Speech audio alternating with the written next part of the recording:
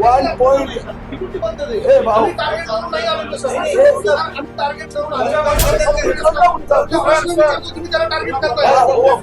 One point आम्ही राजकीय पक्ष आहेत. बाबा मी उत्तर देतो ना. उत्तर घ्या. ऐकून घ्या. देतोय मी. आम्ही ज्या पद्धतीने न्याय एक मिनिट एक मिनिट उत्तर एक मिनिट ऐका एक minute now you keep quiet you first listen my reply. ही माहिती आपल्याकडे ती गृह विभागाकडे नाही का? आपण खूप गंभीर आता आरोप केला की 80% जर त्यांनी कॅप्चर केलं असेल तर त्यांच्यावर कारवाई का नाही होत? आपण हे वन पॉइंट प्रोग्राम आहे ना जी उत्तर एक मिनिट एक मिनिट उत्तर एक मिनिट आम्हाला ऍक्च्युली सांगितलं असतं की नियम एक मिनिट ऐका एक minute now you keep quite. तुम्ही माझं उत्तर झाल्यानंतर तुम्ही 10 प्रश्न विचारा. उत्तर झालं होतं म्हणून त्यांनी नाही मी एकच वाक्य पहिलं बोललो आणि तुम्ही ठरवून एकदम तुटून पडला. You can't talk my reply. You listen my reply. You first listen my reply. You must have patience. तुम्ही प्रश्न विचारतात ना प्रश्न विचारता अधिकार आहे आम्हाला. मग आम्ही कोणी नाही म्हणतो. एक मिनिट ऐका ना, आपल्याकडे नियम सांगितले. एक मिनिट दोन तुम्ही आता एक मिनिट तुम्हाला उत्तर माझं ऐकावं लागणार. ऐकून घ्या. उत्तर देतोय मी. एक वन पॉइंट प्रोग्राम आहे का काही लोकांचा? कसला? अरे मी उत्तर देतो. एक मिनिट एक मिनिट वन पॉइंट हे भाऊ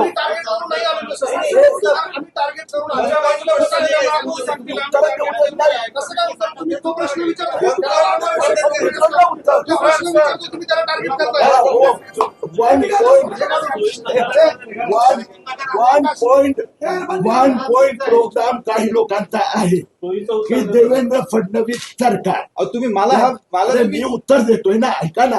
वन पॉइंट प्रोग्राम काही लोकांचा आहे मग त्यात देवेंद्र फडणवीस सरकारच्या काळात बांगलादेशी जास्त आले त्यांच्यावर कारवाई होत नाही असं काही राजकीय नेते सातत्याने आरोप करतात. माझं उत्तर ऐकून घ्या. सातत्याने आरोप करतायत. आम्ही आपल्याला आकडे दिले. मी आपल्याला उत्तर दिलं की देवेंद्र फडणवीस सरकारच्या काळात बांगलादेशीच्या विरोधात नरेंद्र मोदी सरकारच्या काळात जास्त कारवाई व्हायला लागते. तर तो वन पॉइंट प्रोग्राम ठेवणारे काही राजकीय पक्षाचे लोक आहेत. आम्ही राजकीय पक्ष आहेत. अरे बाबा मी उत्तर देतो ना. ऐकून तर घ्या.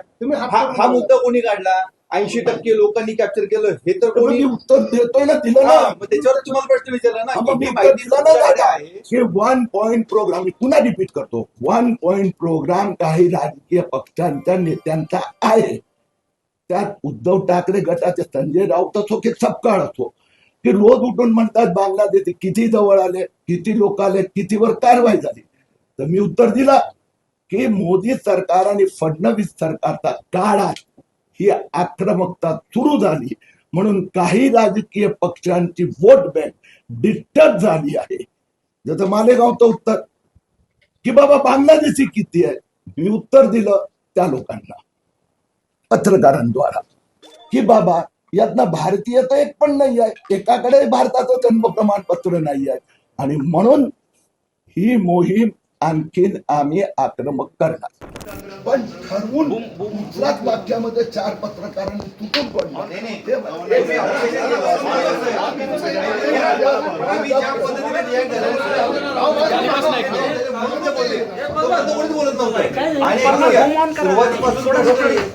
सुरुवातीपासून प्रश्न मीच विचारत होतो. तुम्ही उलट काढले तू एकटाच का बोलतोय? बरोबर की नाही? त्यांनी मालेगाव कव्हर केलंय. तुम्ही मला काय त्यावेळेस कोणी बोलत होतं का? कोणीच बोलत नव्हतं. तुम्ही मलाही प्रश्न विचारू देत नाही, इतर बोलायला लागले, चिंताही बोलत नाही. असं नाही ना होतं. नाही आता तुम्ही बोलणं झालं ना. नाही एक मिनिट आता आपण प्रथा पाडूया ना. तुझं बोलणं झालं की मला बोलू बोलायलाच पाहिजे. आम्ही प्रश्न विचारतो त्याला तुम्ही उत्तर द्यायलाच पाहिजे. एक मिनिट नाही आता तर सांगतोय बोलणं लागलो. कोणताही पत्रकार परिषद एखाद्या पत्राला 1, 2, 3 नंतर दुसरीकडे वळावंच लागतं. ऐकून घ्या. ते पत्रकार परिषद घेण्यासाठी जबाबदारी. ओके कोण नंबर. दुसरी गोष्ट तुम्ही ज्या पद्धतीने प्रश्न विचारतात तुमचा जो टोन असतो आम्ही त्याच्याबद्दल तर काही बोलत नाही, थांबत नाही.